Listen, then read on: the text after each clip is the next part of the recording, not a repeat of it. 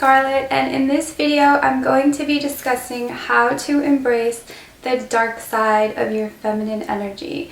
And we all have masculine feminine energy, but this video is particularly for women, and it was requested to me by a lovely Instagram follower. If you're not following me on Instagram, do so, as I post a lot of great content there as well. So I figured a cool way to put this together would be to look at the zodiac wheel and look at all the different qualities of each sign and apply what would be the dark feminine traits to it.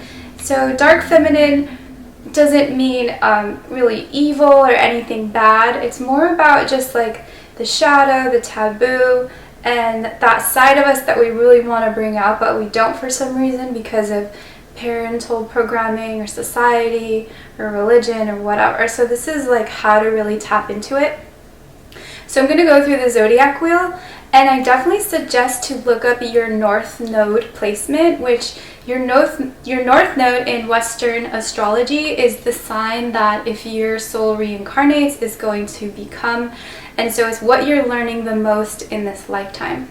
So I'll link a north node calculator in the description. The first sign is Aries, or the first house, and this is really related to being that really independent woman, someone who's like an alpha female, doesn't need to be in a group and doesn't need other people's opinion or approval. So if you think, for example, about a lot of times when women are getting dressed, they might ask their friends like, hey, does this look good? Like, should I wear this? Or what do you think? The dark feminine Aries would be more just self-assured and not really needing other people's opinions. So this means you have a really high level of self-confidence, self-trust, and other traits of Aries, which is like being a leader, being that first person to start something, just being someone that other people can look to, and being just really like alpha female, runs the show, runs her own life, very, very self-trusting and self-confident, even to the point of being cocky and not being afraid of that. So a lot of times people look down on being confident or being too selfish or self-absorbed, but in the right way, these are really empowering qualities. Next would be the Taurus, or the second house. So the dark feminine Taurus woman would be very much in tune with the material and financial and luxurious side of life. So second house is very much about money and the finer things. So this is about really allowing yourself to be into luxury and sensuality, even if you're spiritual, you know, just allowing yourself to enjoy the finer things. If you like eating expensive food, if you like designer clothes, whatever makes you happy, and not being, you know, like intimidated by what other people think, if they think you're too materialistic or whatever. None of that matters. Other Taurus traits are really being grounded and being solid in your own body. So being able to just really feel sure of yourself. Like Taurus gets a bad rep of being like stubborn, but a positive side of Taurus would be like people can't just like push you over or tell you what to do, or, you know, easily influence your mind. Like you're set in, you know who you are, and you're like grounded in yourself, in your finances and who you are, etc.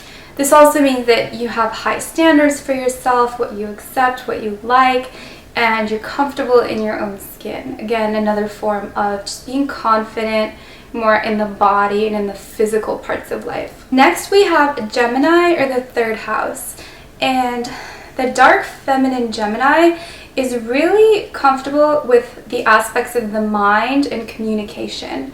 So third house is very much about the intellect and how you socialize, how you communicate, how you speak your truth, your ideas. So the dark feminine would not be easily, you know, she wouldn't be quieted or told to like not say her opinion. She would be very spoken up about what she believes and wouldn't feel intimidated or need to play down her intelligence.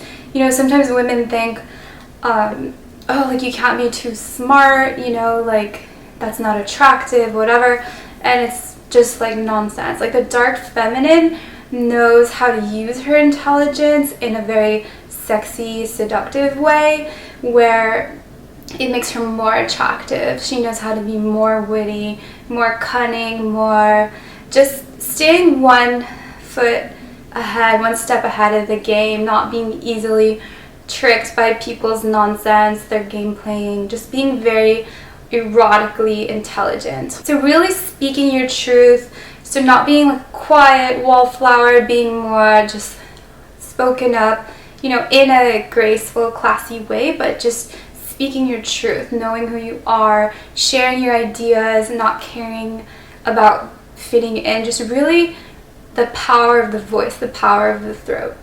Next we have Cancer, or the 4th house, and this really represents the home life and boundaries. So one of the most important parts of the dark feminine is having really strong boundaries. So not something where, you know, a guy wants to hook up and you're not really feeling it, but you're easily coerced into it.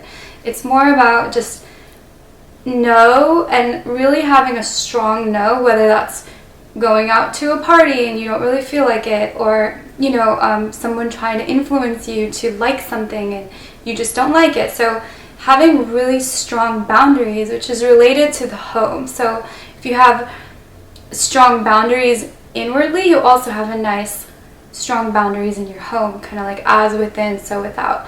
So this also relates to taking care of your home, having your own beautiful temple, and having just a feminine, beautiful touch to where you live, and showing care about that. So embracing that feminine aspect of really beautifying the place where you live, you know, having comfort in your home, how it looks. And this also relates to tradition. So 4th house is a lot about marriage and family, and a lot of rhetoric these days might say no, like, well, you need to get a career, whatever.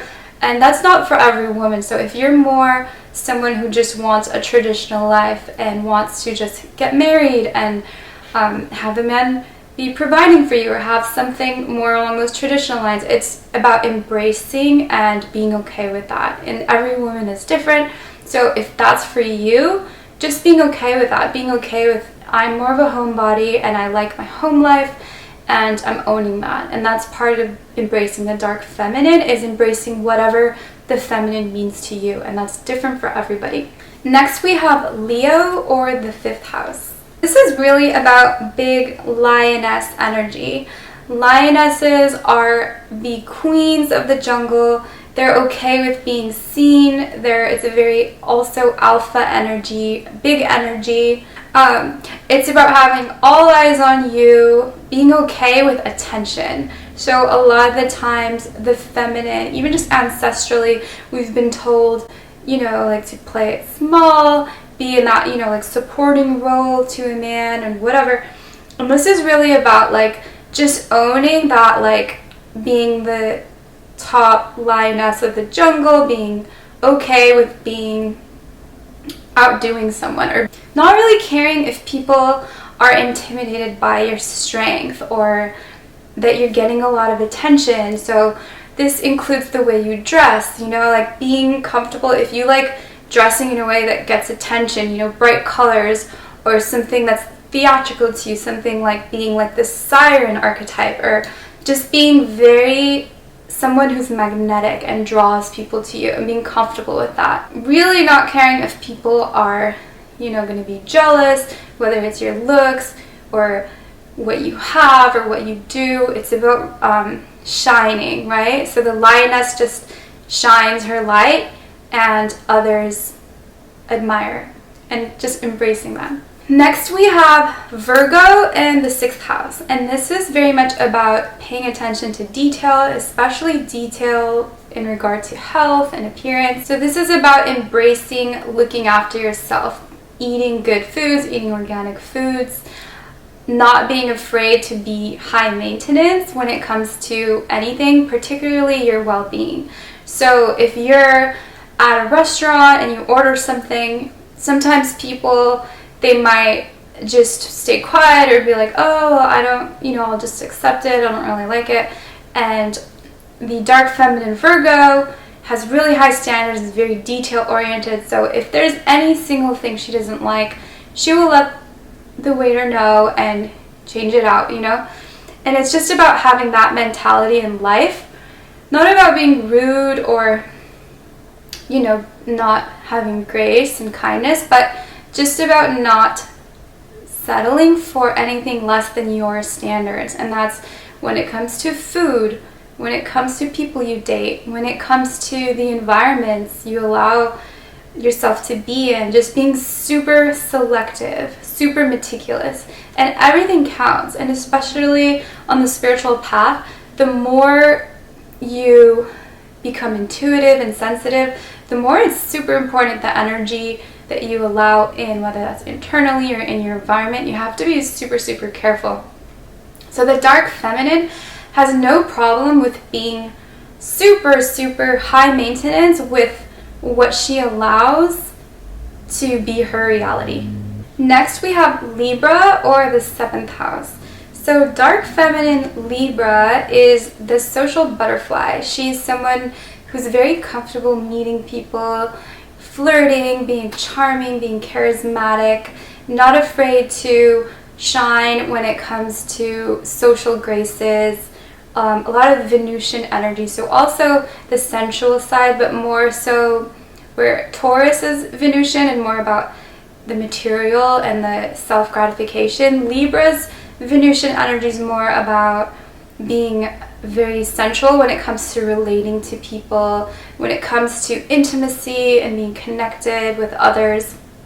So really being bold and daring in how you relate to people, and being very diplomatic, moving through different social circles, and being willing to also surround yourself with people that can lift you up. So you don't always have to be, that conditioned feminine where you think you have to be like the teacher or the nurturer or whatever. The dark feminine Libra is okay with surrounding herself with people who are going to elevate her, who are going to be really positive influences, who are going to challenge her, who move in high social circles, anything that brings benefit and growth. This also extends to dating. So sometimes women will commit to somebody before really knowing whether that person is ready or committed. So just being social enough so that when you're dating, you also have many options. And so same thing like with flirting and being around people, not allowing society's shame about, just being, loyal and faithful, whatever.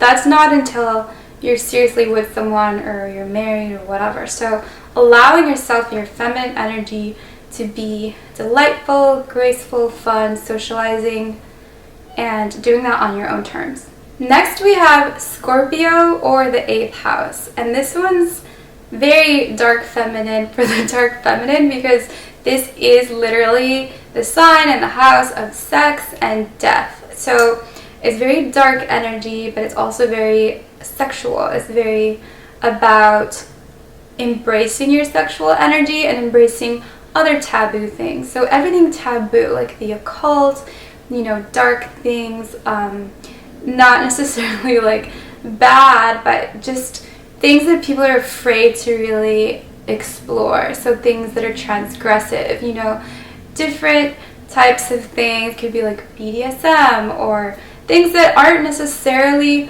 harmful, but things that scare most people to even look. So looking into, esoteric stuff, magic, things that really just relate to what society is afraid of or against. So being open to those types of ideas and experiences.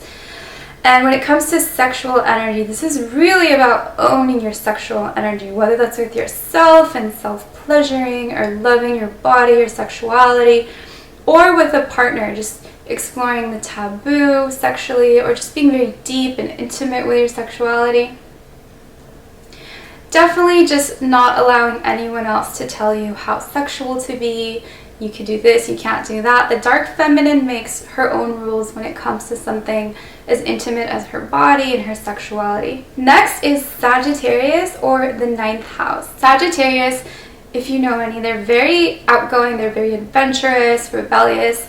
And this house is very much about just being that rebel, that adventurer. So embracing the dark feminine is being willing to stand up to authority. That could be authority figures in your life, or just the authority of religion or what society says. So really rebelling and thinking for yourself and moving around from whatever structure and routine you're in and breaking out of that, whether it's mentally or physically. Going traveling. 9th house is about travel also. So just if you feel like on a whim going somewhere and exploring and diving into the people there and the culture, you do it. You know, just that impulsive desire to learn and connect and grow new ideas through people, through new places. Also, if you're in a routine like some type of job you don't like, this would be taking that risk and being rebellious enough to be like, I'm done with this, I'm going to be an entrepreneur, self-sufficient,